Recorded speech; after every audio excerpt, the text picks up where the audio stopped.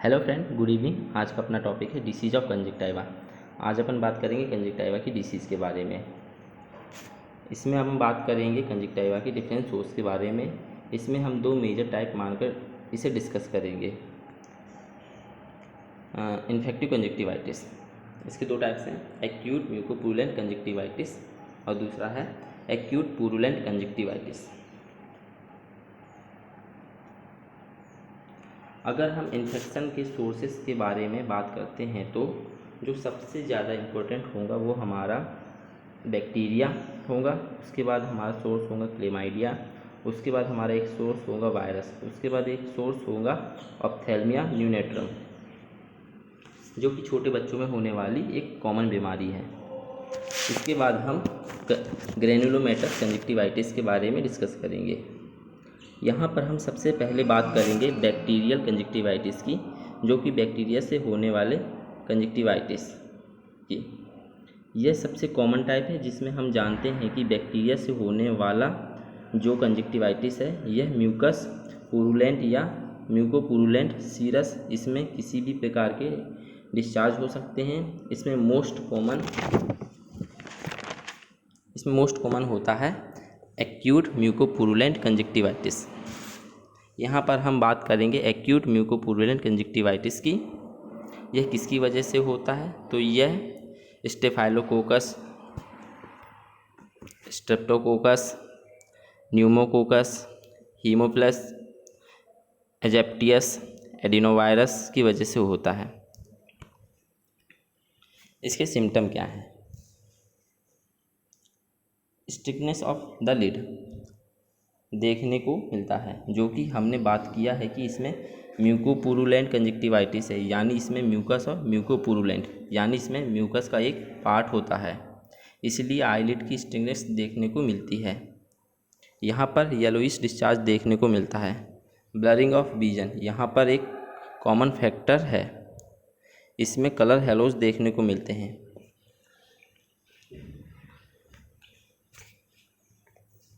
इसके acute bacterial conjunctivitis को ही हम म्यूकोपुरुलेंट कंजक्टिवाइटिस या एक्यूट म्यूकोपुरुलेंट कंजक्टिवाइटिस कहते हैं। यह एक्यूट बैक्टीरियल कंजक्टिवाइटिस है, इसी का दूसरा नाम एक्यूट म्यूकोपुरुलेंट कंजक्टिवाइटिस है।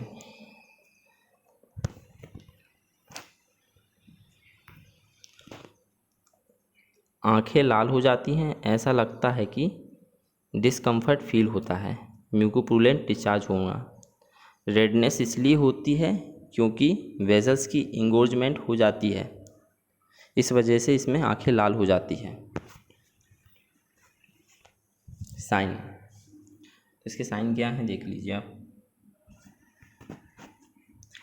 कंजक्टाइवा कंजेशन, इसमें फायरी रेड आई देखने को मिलेंगी और कंजक्टाइवा की स्वेलिंग देखने को मिलेंगी।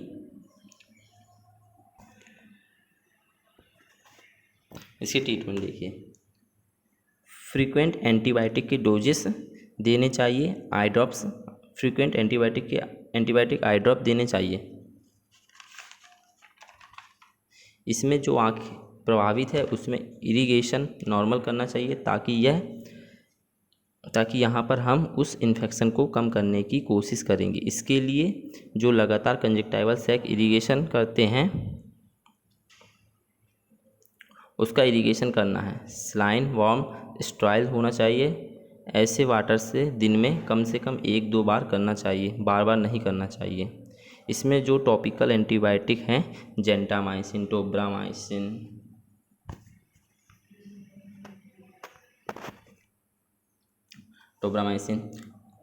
क्लोरामफेनिकॉल दिए जा सकते हैं। अगर पेशेंट्स इन एंटीबायोटिक के लिए कोई रिस्पॉन्स नहीं शो कर रहे हैं तो सिप्रोफ्लॉक्सासिन, ऑफ्लॉक्सासिन, गेटिफ्लॉक्सासिन दे सकते हैं। यह दूसरी दवाइयाँ भी दे सकते हैं, मतलब कि एंटीबायोटिक ही देना है। अगर पेशेंट को पेन है तो हम उसे पेन किलर दे सकते हैं, सिस्टमेटिक पेन किलर।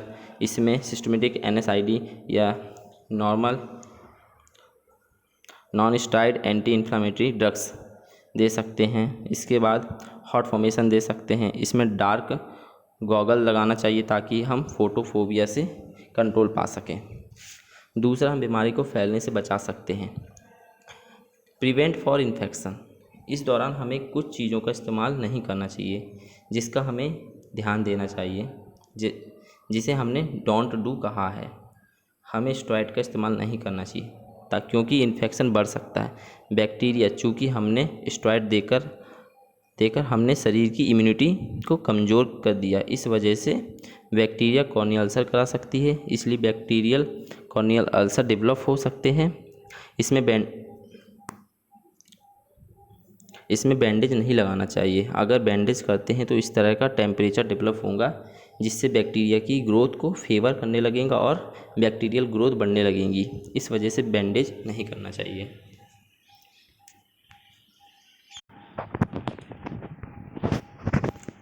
अब अपन बात करते हैं एक्यूट पुरुलेंट कंजक्टिवाइटिस की, इसकी इटियोलॉजी की।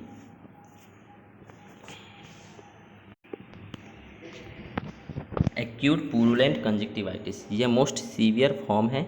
यह गोनोकोकल इन्फेक्शन की वजह से होता है। यह जेनाइटल टू आई इन्फेक्शन है। इसे hyper acute conjunctivitis of adult नाम से ए.के. खुराना की बुक में मेंशन किया गया है। इसी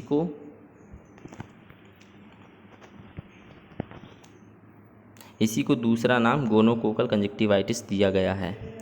इसमें म्यूकस नहीं है, चिपचिपापन नहीं है, यह पुरुलेंट डिस्चार्ज है। इसमें कॉर्निया भी इन्वॉल्व हो सकती है। सिम्टम की बात करते हैं। इसमें अपन आई पेन होंगी, पुरुलेंट डिस्चार्ज होगा, इसमें आईलिड स्वेल कर जाएंगी, डिस्चार्ज थिक होगा, पुरुलेंट कोपियस डिस्चार्ज होता है।